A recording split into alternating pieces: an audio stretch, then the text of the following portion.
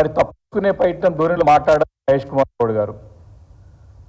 నిన్న పిసిసి అధ్యక్షుడికి వారి యొక్క పత్రికా విలేకరుల సమావేశం అనంతరం వారు చూసినటువంటి చెప్పినట్టు సమానం అంతా కూడా సుదీర్ఘంగా చూసిన తర్వాత స్పష్టంగా అర్థమైంది ఏంటంటే పిసిసి అధ్యక్షుడు మహేష్ కుమార్ గౌడ్ గారికి దీనిపైన ఎలాంటి అవగాహన లేదు. వారికి దీని పట్ల అసలు దీంట్లో ఏం జరిగింది, ఏం జరగబోతుంది అనే వారికి ఏం కూడా ఇంత కూడా వారికి నాలెడ్జ్ లేదు. వారు ముందుగా ఈ యొక్క సబ్జెక్ట్ పైన ఏదైతే 10,000 కోట్ల భారీ కుంభకోణం 400 ఎకరాలకు సంబంధించినటువంటి ఏదైతే మన కచ్చిపోలినటువంటి స్థలం గురించి వారికి సబ్జెక్ట్ పైన ఈ యొక్క అంశం పైన ఇలాంటి అవగాహన లేకుండా మాట్లాడినారు పిసిసి అధ్యక్షుడు మహేష్ కుమార్ గౌడ్ గారు. వాస్తవానికి గత చరిత్రలో వెళ్ళినట్టయితే ప్రభుత్వం ఎప్పుడైనా తప్పుదారి పడతా ఉంటే, ముఖ్యమంత్రులు కానీ మంత్రులు కానీ తప్పు పని చేస్తూ ఉంటే పార్టీ కీలకమైన పదవులు ఉన్నటువంటి నాయకులు ప్రభుత్వాన్ని చక్కదిద్దే ప్రయత్నం చేస్తుండేవాళ్ళు, ప్రభుత్వాన్ని దారిలో పెట్టే ప్రయత్నం చేస్తుండేవాళ్ళు. సాక్షాత్ వైఎస్ రాజశేఖర రెడ్డి గారు ముఖ్యమంత్రి ఉన్నప్పుడు అప్పుడు ఉన్నటువంటి పిసిసి అధ్యక్షులు సత్యనారాయణరావు గారు కానివ్వండి, కేశవరావు గారు కానివ్వండి, ఓపెన్ స్టేట్మెంట్ ఇచ్చి తప్పు చేస్తే తప్పు చేస్తున్నారని చెప్పి ముఖ్యమంత్రినే సరిదిద్దే ప్రయత్నం చేసినారు. కానీ ఇప్పుడున్నటువంటి పిసిసి అధ్యక్షుడు కేవలమైన ఒక అమ్మి మన గతంలో ఇప్పుడు చెప్తా ఉన్నాం, ముఖ్యమంత్రి గారి చేతిలో కీలు బొమ్మగా మారినాడు పిసిసి అధ్యక్షుడు. వారు ప్రభుత్వం చేస్తున్న తప్పిదాలని వారి వత్తాసు పలుకుతూ వారు చేస్తున్న తప్పులని, ప్రభుత్వం చేస్తున్న తప్పులను సరిదిద్దే ప్రయత్నం ఏమాత్రం చేయటమే కాక వారి తప్పులను సమర్థించుకుంటూ మరి ముఖ్యమంత్రి రేవంత్ రెడ్డి గారు అడగాల్సిన ప్రశ్నలను కేటీఆర్ గారు అడుగుతా ఉన్నాడు.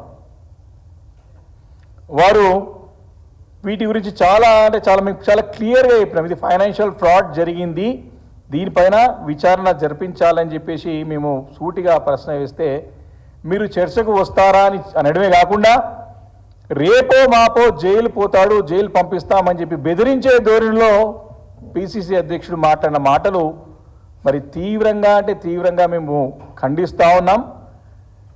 దీన్ని అంటే వీరు మా నాయకుడిని, మా పార్టీని బెదిరించే ధోరణితో మాట్లాడరు. ఈ యొక్క ఉడత ఊపులకి భయపడే పార్టీ బీఆర్ఎస్ పార్టీ కాదు. మా నాయకుడు కేటీఆర్ గారు కానివ్వండి, మా అధినేత కేసీఆర్ గారు కానీ ప్రాణాలని పణంగా పెట్టి తెలంగాణ రాష్ట్రాన్ని సాధించిన చరిత్ర గల కుటుంబం, చరిత్ర గల పార్టీ మా పార్టీ బీఆర్ఎస్ పార్టీ. కాబట్టి మీరు సమాధానం చెప్పలేక ఎప్పుడు ఏ అంశం వచ్చినా సరే ప్రభుత్వం ఇరుక్కునబడి వారు చెప్పలేక ఈ రకమైనటువంటి బెదిరింపు ధోరణి ఎత్తుకోవడం మరి ఆనవాయితీగా వస్తూ ఉన్నది. దీన్ని చాలా మేము ఒకటే ప్రశ్నిస్తూ ఉన్నాం. ఈరోజు నిజంగానే మీకు సత్తా ఉంటే, మీకు ఈ సబ్జెక్ట్ పైన అవగాహన ఉంటే పిసిసి అధ్యక్షుడిని కోరుతా ఉన్నా, ఎప్పుడు పెడతారో చర్చ చెప్పండి, తప్పకుండా మేము వస్తాం. పార్టీ తరఫున పార్టీ శాసనసభ విప్పుగా, ప్రభుత్వం మా బీఆర్ఎస్ పార్టీ విప్పుగా నేను తప్పకుండా చర్చ కోసం సిద్ధంగా ఉన్నాను. మహేష్ కుమార్ గౌడ్ గారు, మీరు ఈ యొక్క అంశం పట్ల పూర్తిగా అవగాహన పెంచుకొని మీ ముఖ్యమంత్రి పక్కన ఊడ్చబెట్టుకొని ఎక్కడ ఏం జరిగిందో తెలుసుకొని మాట్లాడితే మీరు బాగుంటుంది, మీ పదవికి గౌరవం ఇచ్చిన వాళ్ళు అవుతారు తప్ప మీరు మా పార్టీ నాయకుడిని, మా నాయకుడిని పట్టుకొని మీరు జైలు పోతాడు, మీరు భయపెట్టించే దూరంలో మాటలు మానుకోవాలని చెప్పేసి కూడా నేను ఈ సందర్భంగా మహేష్ కుమార్ గారిని హెచ్చరిస్తూ ఉన్నాను. ఏ రకంగా మాట్లాడుతూ ఉన్నానంటే చట్టాలు మొత్తం వాళ్ళ చేతిలో ఉన్నట్టుగా, ఎవరికి వాళ్ళకి విచారణ అధికారం లేరు. ఏదైనా చట్టమై అసలు అసలు తీర్పు వీళ్ళే చెప్తారు, వీళ్ళనే అన్ని వాళ్ళే చెప్తారు. ఈ రకమైనటువంటి ధోరణి గత నుంచి ఫస్ట్ నుంచి కనపడతా ఉంది. ఎప్పుడు చూసినా ఎన్నో విచారణలు వేసి ఇప్పటికి కూడా ఇదే ప్రభుత్వం ఇప్పటికీ చాలా విచారణలు వేస్తుంది. విచారణ చేయమని చెప్పేసి మరి మా పార్టీ నాయకత్వం పైన, మా పార్టీ పైన, గతంలో ప్రభుత్వంలో పనిచేసినటువంటి మా మంత్రులు పనిచేసినటువంటి వారిపైన మీరు విచారణకు ఇప్పటికే ఆదేశించినారు. కానీ భయపడే ప్రసక్తే లేదు. ఏ విచారణకైనా సిద్ధం, ఎదుర్కొంటాం, కోర్టులు పోతాం, కోర్టులలో కూడా ఫైట్ చేస్తాం, న్యాయ పోరాటం చేస్తాం. తప్పకుండా న్యాయస్థానంపై నమ్మకం ఉన్నది. కానీ న్యాయస్థానం వాళ్ళు వీళ్ళే తీర్పు చెప్తున్నారు. అసెంబ్లీ లోపల ముఖ్యమంత్రి గారేమో అనుకుంటే అరెస్ట్ చేస్తారు ఆయన అంటాడు, బయట పిసిసి అధ్యక్షుడేమో రేపు మాపో మీరు కూడా జైలుకు పోతారని ఈయన అంటాడు. అంటే చట్టం వీళ్ళకి చుట్టంగా మారిందా అని నేను ప్రశ్నిస్తా ఉన్నా వీళ్ళని. కాబట్టి మేము అడిగిన ప్రశ్నలకి ఇలాంటి సమాధానాలు లేవు కాబట్టి ఈ యొక్క అభూత కల్పనలతో మరి అసత్య ప్రచారాలతో ప్రజలని మభ్యపెట్టి పక్కదారి పట్టించే ప్రయత్నం కాంగ్రెస్ పార్టీ చేస్తుందని చెప్పి ఈ సందర్భంగా నేను మనవి చేస్తూ ఉన్నాను. మరి అంతేకాకుండా మరి వాడు చర్చకు రమ్మంటున్నారు ఈ అంశం పైన. తప్పకుండా ఈ అంశం మేము విచారణ జరిపించాలని చెప్పి కదా మేము అన్ని విచారణ సంస్థలకి మేము ఉత్తరం రాష్ట్రం దరఖాస్తు పెట్టాం. మీరు తప్పకుండా మీరు కూడా రాయండి. గతంలో రాజశేఖర రెడ్డి డాక్టర్ వైఎస్ రాజశేఖర రెడ్డి గారు వారు ముఖ్యమంత్రిగా ఉన్నప్పుడు వారిపైన ఆరోపణలు వస్తే వారే సిబిఐకి రాసి విచారణ జరిపించమని చెప్పి, ఇప్పుడు నేను ముఖ్యమంత్రి గారు కోరుతామన్నా పిసిసి అధ్యక్షుడు కోరుతామన్నా దమ్ముంటే మీరు విచారణకు ఆదేశించండి. మీ 10,000 కోట్ల కుంభకోణం బయటపడుతుంది. బయటపడితే ప్రజల్ని తెలుసుకుంటారు. పారదర్శకంగా ఉండండి. మీరు తప్పు చేయకపోతే ఎందుకు భయం మీకు?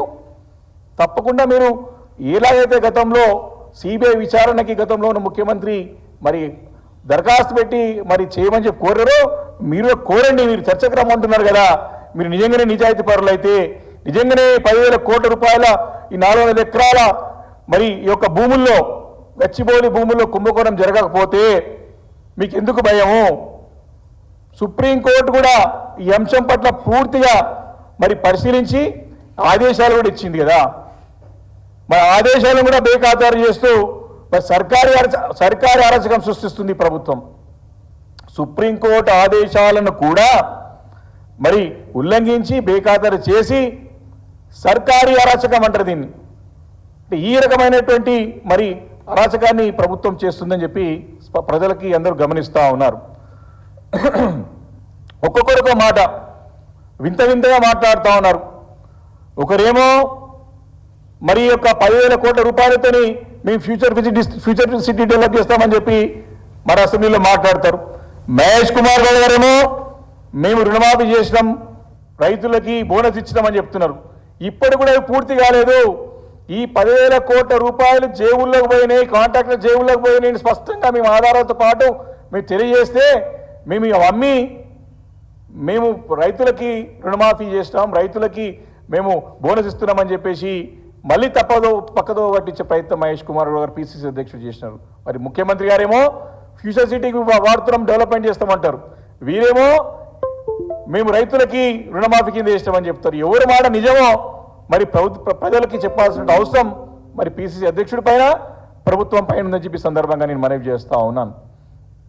ఈరోజు అంతేకాకుండా వాళ్ళు పదే పదే మేము అడిగిన ఏ అంశం పట్ల కూడా సమాధానం చెప్పకుండా, చర్చకు రాకుండా, అసెంబ్లీలో కూడా అనేక అంశాల చర్చకు రాకుండా తోక ముడుచుకొని పోయినారు. మీరు చర్చకు రా అని చెప్పేసి పిసిసి అధ్యక్షుడు అంటామంటే మా నాయకుడు కేటీఆర్ గారు అసెంబ్లీలో కానివ్వండి, హరీష్ రావు గారు కానివ్వండి, అనేక అంశాల పట్ల మేము చర్చకు సిద్ధమని చెప్పి ఛాలెంజ్ విసిరితే ఏ రోజు కూడా చర్చ పెట్టలేదు. మరి ఇప్పుడు వచ్చి చర్చ కోసం సిద్ధమా అంటారు. సిద్ధమే మేము పార్టీ ఉన్నది, మీరు పిలవండి మహేష్ కుమార్ గౌడ్ 7 గంటల చర్చ కోసం సిద్ధంగా ఉంది బీఆర్ఎస్ పార్టీ. మేము మా పార్టీ ప్రతినిధికి నేను వస్తాను, మీరు రండి, మీరు ఈ సబ్జెక్ట్ పైన అవగాహన పెంచుకోండి అని చెప్పి ఈ సందర్భంగా మనవి చేస్తా ఉన్నాను. ఈ ప్రభుత్వం ఎంత దిగజారిపోయిందంటే వారికి పూర్తిగా అంటే పీక లోతులో మొత్తం ఇరుక్కుపోయింది ప్రభుత్వం అంతా. ప్రభుత్వం ఈరోజు పనితీరు ఏ రకంగా ఉందంటే వారి పార్టీనే ముఖ్యమంత్రి గారి ప్రభుత్వాన్ని నమ్మే పరిస్థితులు లేరు. స్వయాన ఏకంగా వారి యొక్క రాష్ట్ర కాంగ్రెస్ పార్టీ వ్యవహారాల ఇన్ఛార్జ్గా ఉంచినటువంటి మీనాక్షి నటరాజన్ గారు ఈరోజు రాష్ట్రంలో సూపర్ సీఎంగా అవతరించినారు. సూపర్ సీఎంగా అవతరించి అధికారికంగా సెక్రటరియట్లో మంత్రులతో అధికారులతో మరి సమీక్ష నిర్వహించి ప్రజాస్వామ్యాన్ని అపహాస్యం చేసినడానికి ఎలాంటి సందేహం లేదు.